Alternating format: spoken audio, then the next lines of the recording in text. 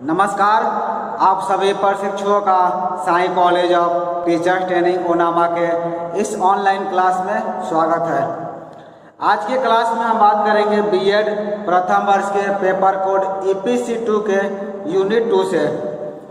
आप सभी को ज्ञात होगा, हम पिछले क्लास में कंटेम्प्रेरी आर्टिस्ट के बारे में बात कर रहे थे। कंटेम्प्रेरी आर्टिस्ट के तहत हमने बंगाल शैली के जितने भी महत्वपूर्ण कलाकार हैं उन सभी के बारे में चर्चा कर लिए हैं। और आज हम जिस कलाकार का चयन किए हैं, जिस आर्टिस्ट का चयन किया है, उस आर्टिस्ट का नाम है अनीस कपूर। आज हम अनीस कपूर के बारे में चर्चा करेंगे। और आपको यदि याद होगा तो आप देखे होंगे, हमने जितने भी कलाकारों के बारे में बात की वो सभी कलाकार की मृत्यु हो चुकी थी, कोई भी कलाकार अभी जिंदा नहीं थे। लेकिन आज हमने जिस कलाकार का चयन किया है, इनका जन्म हुआ था 12 मार्च 1954 को मुंबई में। मुंबई चूंकि उस समय बम्बई हुआ करता था, बॉम्बे हुआ करता था, आप मुंबई जाना था। 12 मार्च 1954 को इनका जन्म हुआ था अनीस कपूर का। और आज की बात करें तो आज आपका है 17/6/2020, आज 17 तारीख है। तो इनका उम्र आपका हो गया है 66 साल 3 महीना 5 दिन।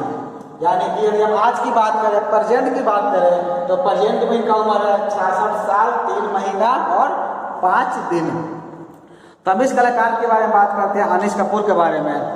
यदि इनके बारे में बात करते हैं तो पता चलता है कि Anish Kapoor Indian born British sculptor. इसका अर्थ यह हुआ, अनीस कपूर क्या थे? इंडियन बॉर्न, यानी कि इनका इंडिया में जन्म हुआ था, भारत में जन्म हुआ था। जैसे मैंने कहा कि इनका जन्म हुआ था मुंबई में, उस समय बॉम्बे हुआ करता था, इनका मुंबई में जन्म हुआ है। लेकिन क्या है, ये ब्रिटिश स्कल्पटर है, यानी कि ब्रिटिश शिल्पकार है, ब्रिटिश के मूर्तिकार हैं। स्कल्पटर कहते हैं मूर्तिकार को। क्योंकि जन्म तो इनका हुआ था भारत में, मुंबई में, लेकिन ये क्या किए, नागरिकता कहाँ के ले लिए? ब्रिटिश के ले लिए। ब्रिटिश मूर्तिकार थे।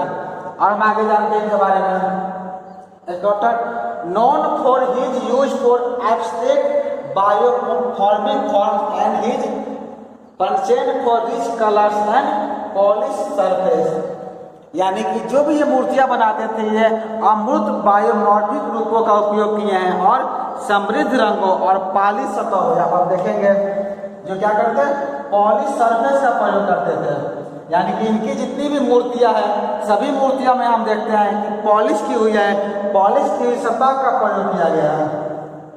यदि आप मेरी बात करें तो जब हम इनकी मूर्तियों को देखते हैं तो हमें स्मरण हो आता है भारत के आपके मौर्य काल का, अशोक का स्मरण आता है। यदि हम अशोक की मूर्तियों को देखें तो अशोक की मूर्तियों में भी हमें पॉलिश किया मिलता है, पॉलिश सरफेस हमें मिलता है। वही मूर्तियां जो है यहाँ पर अनीस कपूर के मूर्तियों में भी हमें दिखाई देती है। हम यहाँ मौर्य काल की तुलना अनीस कपूर से नहीं कर रहे हैं, लेकिन जो इनकी मूर्तियां हैं, जो इनके मूर्तियों का पॉलिश किया गया, जो पॉलिश किया हुआ सरफेस है, हम उसकी तुलना कर रहे हैं। क्योंकि जैसा पॉलिश सरफेस हमें इनकी मूर्तियों में मिलता है, ठीक वैसा ही पॉलिश सरफेस हमें भारत में मौर्य काल के दरमियान अशोक के समय जितनी मूर्तियां बनी है उसमें भी हमें ऐसा ही पॉलिश किया हुआ सतह मिलता है। इनके बारे में एक बहुत ही इंटरेस्टिंग, बहुत ही मजेदार चीज है, और वह यह है कि he was also the first living artist, यानी कि पहले जिंदे कलाकार थे to be given a solo show at the Royal Academy of Arts in London. यानी कि यह पहले ऐसे जिंदे कलाकार हैं जो लंदन के royal Academy of arts, London में एकेडमिक है रॉयल एकेडमी ऑफ आर्ट, इसमें उन्होंने एकल शो किया, यानी कि सोलो शो किया। जिंदे कलाकार का अर्थ यह हुआ कि रॉयल एकेडमी ऑफ आर्ट्स में जितने भी कलाकारों की कलाकृतियां प्रदर्शित की जाती थी, उन कलाकारों की चित्रों की प्रदर्शनी लगाई गई है जो कि मर गए हैं, दुनिया में नहीं है। और लेकिन अनीस कपूर पहले एक ऐसे मूर्तिकार थे, जिंदे आप बोल सकते हैं पहले जिंदे मूर्तिकार थे, जिनके कलाकारों की, जिनके कलाकृतियों की प्रदर्शनी रॉयल एकेडमी ऑफ आर्ट जो है, royal Academy of arts London में लगाई गई थी। तो हमने यहाँ पर अनीस कपूर के बारे में जाना। चलिए हम अनीस कपूर के बारे में, जिंदगी के बारे में और जानते हैं और समझते हैं। जैसा कि मैंने आपको बताया था, अनीस कपूर क्या है? इंडियन बॉर्न और ब्रिटिश स्कल्पटर हैं, ब्रिटिश मूर्तिकार हैं। तो जब भी इनके बारे में आप इनकी जीवनी लिखेंगे, इनके बारे में आप प्रस्तुत करेंगे, तो सबसे पहले आपको ये लिखना है कि अनीश कपूर भारतीय मूल के ब्रिटानी शिल्पकार हैं, इनके ब्रिटेन के ब्रिटिश के मूर्तिकार हैं। इनका जन्म जो है मैंने बताया कि 1954 में हुआ था, 12 मार्च 1954 में इनका जन्म हुआ था मुंबई में। वे जो है 1972 ईस्वी में, यानी क्या बोलते हैं 1972 में, 1972 ईस्वी में वो ब्रिटेन चले गए और उसके बाद वो वहीं के स्थायी निवासी बन गए। यानी कब से चले गए? 1972 ईस्वी में ये कहाँ चले गए? ब्रिटिश चले गए, ब्रिटेन चले गए और ब्रिटेन के ही निवासी बन गए। वहाँ पर उन्होंने अपनी नागरिकता ले ली और ब्रिटेन के ही निवासी हो गए। लेकिन उसके बावजूद भी इनका भारत के प्रति प्रेम समाप्त नहीं हुआ और वह समय समय पर भारत का भी दौरा करते रहते हैं। भले ही वो 1972 से ब्रिटेन की नागरिकता ले लिए हैं, वहाँ पर अपना कार्य को संचालित करते हैं, उसके बावजूद भी भारत के प्रति इनका प्रेम समाप्त नहीं हुआ है और समय समय पर ये भारत आते रहते हैं और भारत में भी अपनी कलाकृतियों की प्रदर्शनी आयोजित करते हैं। अनीश कपूर के बारे में कहा जाता है कि ये विशालकाय और अद्भुत आकृतियां बनाने के लिए जाने जाते हैं। जो बड़ी बड़ी आकृतियां होती है, विशाल आकृतियां होती है, इनके द्वारा बनाई जाती है। यदि आप गूगल पर या इंटरनेट पर इनके बारे में सर्च करेंगे तो आप देखेंगे कि इन्होंने जितनी भी आकृतियां बनाई है, चाहे वो क्लाउड गेट का निर्माण किए हो या फिर डर्टी कॉर्नर का निर्माण किए हो, सब में इन्होंने विशाल आकृतियां बनाई है। बड़ी बड़ी आकृतियों बनाने के लिए, अद्भुत आकृतियां बनाने के लिए जाने जाते हैं। इनके द्वारा हम यदि कुछ कलाकृतियों की बात करें, अनोखी कलाकृतियों की बात करें, तो इनके द्वारा बनाई गई कलाकृतियां जो है ब्रिटेन के साथ साथ और भी कई देशों में प्रदर्शित की गई है। यानी कि अनीश कपूर ने जितनी भी आकृतियां बनाई, जितने भी इन्होंने मूर्तियों का निर्माण किया, ब्रिटेन में तो प्रदर्शित किए ही गए हैं, इसके साथ ही साथ बाकी देशों में भी इनकी कलाकृतियों को जगह दी गई है, उनकी कलाकृतियां को प्रदर्शित किया गया है। इनकी सबसे प्रसिद्ध कलाकृति, जैसे मैंने बताया था, इनकी सबसे फेमस कलाकृति है, उसका इन्होंने नाम दिया है क्लाउड गेट। उस कलाकृति का नाम है क्लाउड गेट।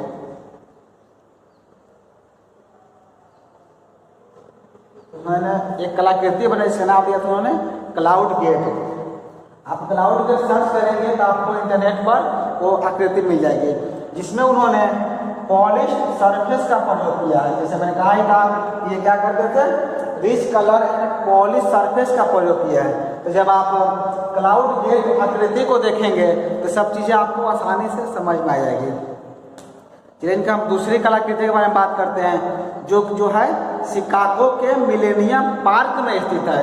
इनकी पहली कलाकृति तो हमने क्लाउड गेट के बारे में जाना, और इनके और भी कलाकृतियों के बारे में बात करें तो जो शिकागो के मिलेनियम पार्क में स्थित है, इस कलाकृति को उन्होंने 2006 में बनाया था। क्लाउड गेट का जो माध्यम जो है स्टेनलेस स्टील है। जो क्लाउड गेट आकृति जो है, मैंने कहा इसमें क्या है, पॉलिश किया हुआ है, पॉलिश सरफेस है, तो इन्होंने स्टील का प्रयोग किया है। स्टील से इन्होंने इस आकृति का निर्माण किया है। 2012 में इन्होंने लंदन के ओलंपिक पार्क में आर्सेलर मिट्टल ऑर्बिट के नाम से एक विशालकाय एवं अद्भुत कलाकृति का निर्माण किया। 2012 में हम देखते हैं इन्होंने लंदन के ओलंपिक पार्क है, आप उसका पिक आप देख सकते हैं, आप सर्च करेंगे आर्सेलर मिट्टल ऑर्बिट के नाम से उन्होंने विशालकाय एवं अद्भुत कलाकृति का निर्माण किया। जैसा कि आप इस वीडियो का थंबनेल में देखे होंगे, मैंने उसी आर्सेलर मिट्टल ऑर्बिट का तस्वीर जो है यूज किया है इस वीडियो के थंबनेल में।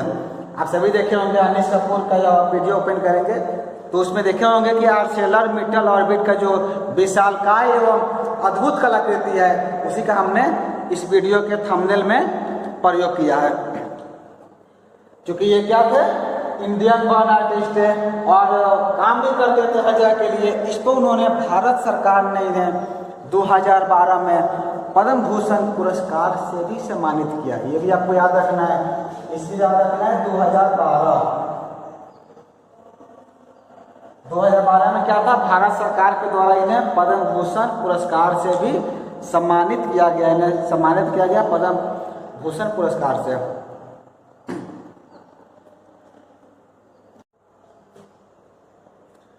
आप सभी को 11 सितंबर 2001 की तिथि तो जरूर याद होगी, जिसे हम लोग सितंबर 11 या फिर 9/11 भी कहते हैं। उसे हम लोग 9/11 के नाम जाना जाता है। उस दिन जो है वर्ल्ड ट्रेड सेंटर पर आतंकवादियों के द्वारा हमला किया गया था, जिसमें जितने भी ब्रिटानी लोग मरे थे उन लोगों की याद में उन्होंने एक स्मारक भी बनाया, जिसका नाम उन्होंने यूनिटी रखा है, जो लगभग 19 फुट का है।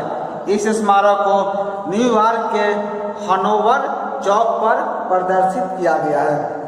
अनीस कपूर की अभी तक की सबसे विवादित कलाकृति है। उन्होंने एक कलाकृति का निर्माण किया था जिसमें बहुत ही ज़्यादा विवाद हुआ था, और उस विवादित कलाकृति का नाम है दी डर्टी कॉर्नर। यह मूर्ति जो है स्टील से बनी है, और इस मूर्ति की लंबाई है 60 मीटर और ऊंचाई है 10 मीटर। मूर्ति की यदि हम लंबाई की बात करें तो इसकी लंबाई है 60 मीटर। मूर्ति की जो है लंबाई कितनी है, 60 मीटर है, और इसकी ऊंचाई है 10 मीटर। इस मूर्ति का नाम है डर्टी कॉर्नर, जो कि बहुत ही ज़्यादा विवादित हुई थी। तो हमने इस वीडियो में जान रहे थे अनीस कपूर के बारे में। कंटेम्प्रेरी आर्टिस्ट सीरीज के तहत हमने एक वैसे कलाकार के बारे में जाना जो कि इंडियन बॉर्न और ब्रिटिश स्कल्पचर थे, यानी कि उनका जन्म तो इंडियन में हुआ था, लेकिन वो क्या किए, विदेश में ब्रिटेन में चले गए, ब्रिटेन के निवासी हो गए। तो वैसे कलाकार अनीस कपूर के बारे में हमने इस वीडियो में बात किया, और कंटेम्प्रेरी आर्टिस्ट सीरीज के तहत हम अगले वीडियो में बाकी भी कलाकार हैं इंडियन के, उनके बारे में लेकर आएंगे। इस वीडियो में इतना ही, धन्यवाद।